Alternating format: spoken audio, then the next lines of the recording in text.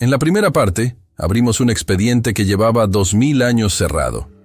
Descubrimos que la historia de Cleopatra, la reina 100% griega, era una peligrosa simplificación. Desenterramos a un padre apodado El Bastardo por sus contemporáneos. Encontramos fantasmas en su árbol genealógico. Una abuela paterna anónima, muy probablemente una concubina egipcia, y una madre cuya identidad se perdió en las nieblas de la historia. Dejamos la narrativa oficial en ruinas. La idea de una sangre pura se reveló como un mito. Pero esta revelación nos dejó con una pregunta aún más electrizante. Si Cleopatra conocía la fragilidad de su linaje, ¿qué hizo al respecto? La historia nos enseña que los políticos más brillantes no huyen de sus debilidades. Las convierten en sus armas más letales. Hoy, en la conclusión de nuestra investigación, veremos cómo Cleopatra usó el secreto de su sangre para forjar una identidad tan poderosa que amenazó con redibujar el mapa del mundo. Y, finalmente, nos enfrentaremos a la pregunta más controvertida de todas. ¿Era Cleopatra una reina africana negra? La respuesta final es más compleja y fascinante de lo que jamás imaginaste. Para entender el genio de Cleopatra, debemos ver lo que hizo y, sobre todo, lo que sus 300 años de antepasados ptolemaicos no hicieron. La dinastía ptolemaica había gobernado desde su burbuja de mármol y cultura griega en Alejandría. Veían a Egipto como su propiedad, no como su hogar. Eran como terratenientes ausentes, extrayendo riqueza de una tierra cuyo idioma y costumbres despreciaban. Cleopatra rompió ese molde, y lo hizo de la forma más radical posible. Se convirtió en la primera y única monarca de su dinastía en aprender el idioma egipcio. Piénsalo. Durante 3 siglos, ninguno de sus padres, abuelos o bisabuelos se había molestado en hablar la lengua de los millones de personas que gobernaban. Era un símbolo de su separación, de su estatus de élite conquistadora. El gesto de Cleopatra al aprender el idioma fue un terremoto político. Fue una declaración de intenciones. Les estaba diciendo a los egipcios: yo soy diferente, yo soy una de ustedes, y no se detuvo ahí. El historiador Plutarco nos dice que era una políglota superdotada, que hablaba al menos 9 idiomas, incluyendo el de los etíopes, los hebreos, los árabes y los sirios. Rara vez necesitaba un intérprete.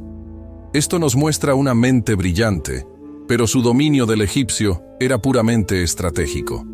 Era la llave que abría el corazón de su reino. Pero hablar el idioma era solo el primer paso. Cleopatra necesitaba algo más. Necesitaba un poder que trascendiera las sucias disputas de su familia y su cuestionada legitimidad. Y lo encontró convirtiéndose en una diosa viviente. Se proclamó a sí misma Tea Neotera, la nueva Isis. Isis no era una diosa cualquiera. Era la deidad más poderosa y amada del panteón egipcio. Era la madre universal, la esposa devota que resucitó a su marido Osiris, la maga, la sanadora, la protectora de los faraones. Era el corazón espiritual de Egipto. Al declararse su encarnación en la tierra, Cleopatra realizó un acto de genialidad propagandística. Dejó de ser simplemente Cleopatra, la descendiente de un general macedonio.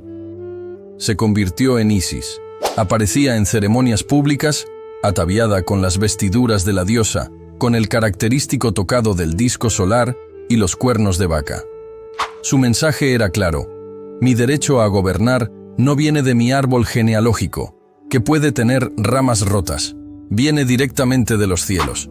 Cuestionarme a mí es cuestionar a la propia Isis. Fue su forma de saltar por encima de su padre el bastardo y conectar su linaje directamente con los dioses. Y tenemos pruebas visuales de esta transformación. En el templo de Dendera, en el Alto Egipto, existe un relieve monumental. Es una de las pocas imágenes de ella que sobreviven en Egipto, y es la más reveladora. Allí vemos a Cleopatra, representada en el clásico estilo artístico egipcio, no griego. No está sola. Está con su hijo, Cesarión, el hijo que tuvo con Julio César. Ambos presentan ofrendas a los dioses egipcios. Este relieve es su declaración política definitiva, grabada en piedra para la eternidad. Muestra a una faraona, con su heredero, participando en los ritos egipcios, asegurando el favor de los dioses para la tierra de Egipto.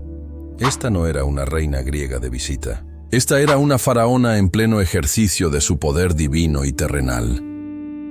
Mientras sus antepasados se enfocaban en Alejandría, Cleopatra cultivó alianzas con los poderosos sacerdocios egipcios de todo el país. Impulsó políticas económicas que buscaban aliviar las hambrunas de la población nativa, no solo enriquecer a la élite griega. Estaba construyendo una base de poder genuinamente egipcia. Estaba sanando la fractura de 300 años entre los gobernantes y los gobernados. Pero mientras esta estrategia la fortalecía dentro de Egipto, la convertía en un monstruo a los ojos de la superpotencia emergente, Roma. La batalla final de Cleopatra no fue solo de barcos y espadas. Fue una guerra de información, una campaña de desprestigio orquestada por su enemigo final, el frío y calculador Octaviano, futuro emperador Augusto. Para justificar su guerra contra Marco Antonio, su rival romano, Octaviano necesitaba convertir a Cleopatra en el enemigo público número 1 de Roma. Y su propaganda fue brutal y efectiva. No la atacaron por tener sangre impura o ser medio egipcia. Eso no les importaba. La atacaron por ser todo lo que un romano temía y despreciaba.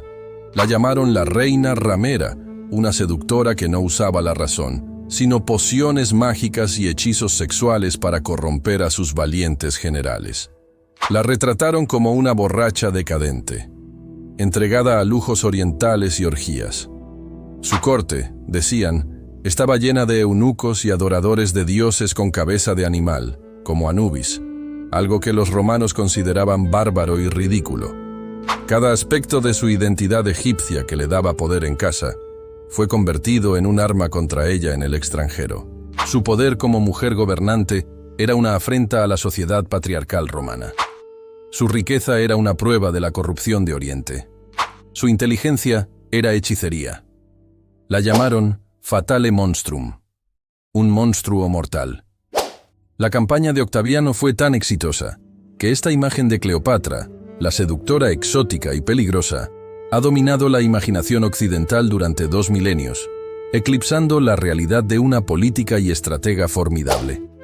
Y esto nos lleva a la confrontación final de nuestra investigación. Al debate más acalorado y moderno de todos, la cuestión de la raza de Cleopatra.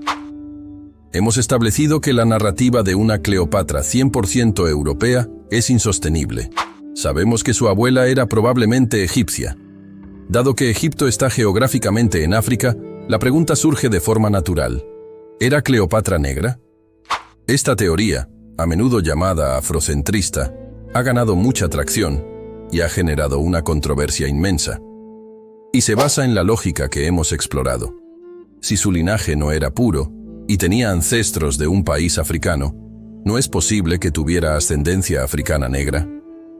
Para responder a esto, debemos tener mucho cuidado y evitar uno de los mayores errores que podemos cometer al mirar la historia: aplicar nuestros conceptos modernos a un mundo que funcionaba de manera muy diferente. El concepto de raza, como lo entendemos hoy, categorías de blanco, negro, asiático, es en gran medida una construcción social de los últimos siglos. No existía en el mundo antiguo. Ellos no pensaban en términos de color de piel continental, sino de etnicidad, nacionalidad y lugar de origen. Eran griegos, romanos, egipcios, nubios, galos. El antiguo Egipto en sí no era una sociedad racialmente monolítica. Era un crisol de pueblos. La gente del delta del Nilo, cerca del Mediterráneo, probablemente tenía una apariencia diferente a la de los egipcios del sur, en la frontera con Nubia, el actual Sudán, donde la piel era mucho más oscura. Egipcio era una identidad cultural y nacional, no una categoría racial. Entonces, Cleopatra podría haber tenido una piel más oscura, olivácea, típicamente mediterránea, reflejando una posible herencia norteafricana. Absolutamente. Es muy probable. Pero, ¿tenemos alguna evidencia directa de que tuviera ascendencia subsahariana, lo que la calificaría como afrodescendiente en el sentido moderno? Aquí es donde la ausencia de pruebas se vuelve crucial. No existe ni una sola descripción física de Cleopatra escrita por alguien que la haya visto. Ni una. Pero lo más revelador es el silencio de sus enemigos. Los propagandistas romanos, que la llamaron prostituta, borracha, hechicera y monstruo, que se burlaron de sus dioses y costumbres, nunca, ni una sola vez, mencionaron su color de piel o sus rasgos físicos como algo notable. Si la reina de Egipto hubiera tenido una apariencia subsahariana distintiva a los ojos de los romanos, es casi inconcebible que no lo hubieran usado como otra arma en su arsenal propagandístico para marcarla como una bárbara o una extraña. Su silencio en este tema es ensordecedor. Por lo tanto, aunque Cleopatra era geográficamente una reina africana, y aunque probablemente tenía sangre egipcia, norteafricana, etiquetarla como negra es un anacronismo. Es proyectar nuestras propias categorías y debates raciales en un pasado que no los compartía. Entonces, ¿quién era ella? Hemos viajado a través de un laberinto de mitos, mentiras y secretos familiares. Empezamos con la fantasía de Hollywood de una reina egipcia. La reemplazamos con la verdad académica de una reina griega. Y luego, destrozamos esa verdad para revelar una realidad mucho más compleja, la de una mujer de linaje mixto y cuestionado. Y aquí yace la conclusión de nuestra investigación. El verdadero genio de Cleopatra no reside en un porcentaje de ADN. Reside en su capacidad para tomar las cartas que le tocaron, una herencia complicada, un padre despreciado, una dinastía en decadencia, y jugar una mano magistral. En lugar de ocultar la fragilidad de su linaje ptolemaico, lo trascendió. Eligió su identidad. Se reinventó a sí misma, no como una griega en Egipto, sino como la encarnación de la propia Egipto. Tomó una vulnerabilidad y la convirtió en su mayor fortaleza. La verdadera Cleopatra no fue simplemente griega, ni simplemente egipcia. Fue una creación de su propia y brillante voluntad política. Construyó una identidad tan poderosa que sedujo a un pueblo, aterrorizó a un imperio y ha mantenido al mundo fascinado durante más de 2 milenios. El misterio perdura, no porque nos falten pistas, sino porque estamos observando la obra de una de las más grandes artistas de la identidad que la historia haya conocido. Así que, al final, ¿quién fue la verdadera Cleopatra? ¿Una reina griega, una faraona egipcia, una genio política o una maestra de la propaganda? ¿O acaso fue todo eso a la vez? Déjame saber tu conclusión final en los comentarios.